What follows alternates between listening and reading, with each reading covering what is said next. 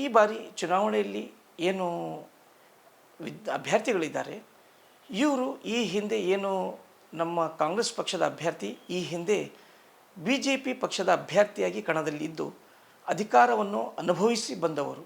ಆದರೆ ಈ ಅಧಿಕಾರವನ್ನು ಅನುಭವಿಸುವಾಗ ಯಾವುದೇ ರೀತಿ ಗ್ರ್ಯಾಜುಯೇಟ್ಸಿನ ಪದವೀಧರರ ಸಮಸ್ಯೆಗಳ ಬಗ್ಗೆ ಪ್ರಶ್ನೆಯನ್ನು ಎತ್ತದೇ ಇರುವವರು ಈ ಬಾರಿ ಮತ್ತೆ ಪುನಃ ಈ ಮುಖವಾಡವನ್ನು ಬದಲಾವಣೆ ಮಾಡಿಕೊಂಡು BJPಯಿಂದ ಕಾಂಗ್ರೆಸ್ ಮುಖವಾಡವನ್ನು ಹಾಕ್ಕೊಂಡು ಬಂದವರು ಈಗ ಕಣದಲ್ಲಿದ್ದಾರೆ.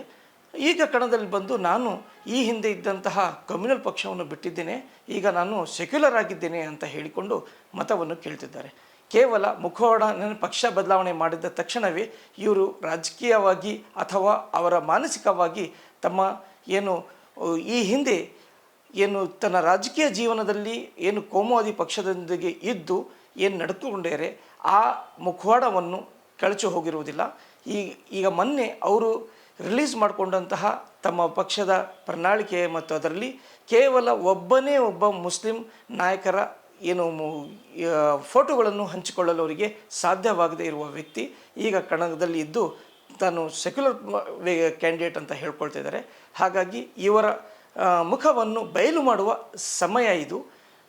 ಅಲ್ಲದೆ ಈಗ ಏನು VSL ಮತ್ತು MPM ಸಮಸ್ಯೆ ಇತ್ತು, ಈ ಎರಡೂ ಸಮಸ್ಯೆಗಳ ಬಗ್ಗೆ ಇವರು ಎಲ್ಲೂ ಕೂಡ ಧ್ವನಿ ಎತ್ತಿಲ್ಲ. ಪಾರ್ಲಿಮೆಂಟ್ ಇವರು ಈ ಹಿಂದೆ BJP ಸರ್ಕಾರದಲ್ಲಿದ್ದಾಗ ಅವರ ರಾಷ್ಟ್ರೀಯ ಪಕ್ಷ ಹಾಗೂ ಕೇಂದ್ರದಲ್ಲಿ 10 ವರ್ಷದಲ್ಲಿ BJP ಪಕ್ಷ ಆಡಳಿತ ನಡೆಸ್ತಾ ಇದೆ, ಅಲ್ಲೂ ಸಹಿತ ಧ್ವನಿ ಎತ್ತಬಹುದಾಗಿತ್ತು, ಇವರು ಧ್ವನಿ ಎತ್ತಿಲ್ಲ. ಆದರೆ ಈಗ ಅವರು ಬಂದು ಏನು ಮತ್ತೆ ಪುನಃ ಗ್ರಾಜ್ಯುಯೇಟ್ಸಿನ ಸಮಸ್ಯೆಗಳು ನಾನು ಬಗೆಹರಿಸ್ತೇನೆ ಅಂತ ಹೇಳ್ತಾರೆ. ಗ್ರಾಜ್ಯುಯೇಟ್ಸಿನ ಬಗೆಹರಿಸುವುದು ಕೇವಲ ಒಂದೇ ಒಂದು ದಾರಿ. ಆ ದಾರಿ ಏನಂದರೆ ಅವರಿಗೆ ಉದ್ಯೋಗ ಸೃಷ್ಟಿ ಮಾಡುವುದು. ಆ ಉದ್ಯೋಗ ಸೃಷ್ಟಿ ಮಾಡುವಲ್ಲಿ ಈ ಎರಡೂ ಸರ್ಕಾರ ವಿಫಲವಾಗಿದ್ದಾವೆ.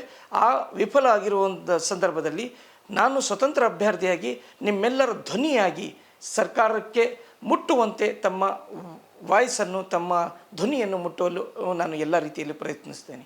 ಅಲ್ಲದೆ ಈಗ ಏನು BJP ಅಭ್ಯರ್ಥಿ ಇದ್ದಾರೆ, ಆ BJP ಅಭ್ಯರ್ಥಿ ಈ ಬಾರಿ ಈ ಚುನಾವಣಾ ಕಣದಲ್ಲಿದ್ದಾರೆ. ಅವ್ರ ವೃತ್ತಿಯಿಂದ ಡಾಕ್ಟರ್ ವೃತ್ತಿಯಿಂದ ಬಂದವರು.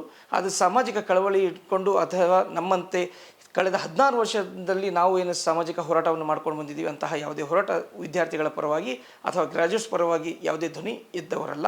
ಹಾಗಾಗಿ ಈ ಬಾರಿ ಕಣದಲ್ಲಿದ್ದು ನಿಮ್ಮ ಪರವಾಗಿ ಮತವನ್ನು ಧ್ವನಿ ಎತ್ತುವ ಸಲುವಾಗಿ ನಾನು ಎಲ್ಲ ರೀತಿಯಲ್ಲಿ ಪ್ರಯತ್ನಿಸುತ್ತೇನೆ. ಹಾಗಾಗಿ ತಾವೆಲ್ಲರೂ ಸಹಿತ ತಮ್ಮ ಅತ್ಯಮೂಲ್ಯವಾದಂಥ ಮತವನ್ನು ನೀಡಿ ನನಗೆ ಜಯಗೊಳಿಸಬೇಕಾಗಿ ಈ ಸಂದರ್ಭದಲ್ಲಿ ನಾನು ಕೇಳ್ಕೊಳ್ತೇನೆ.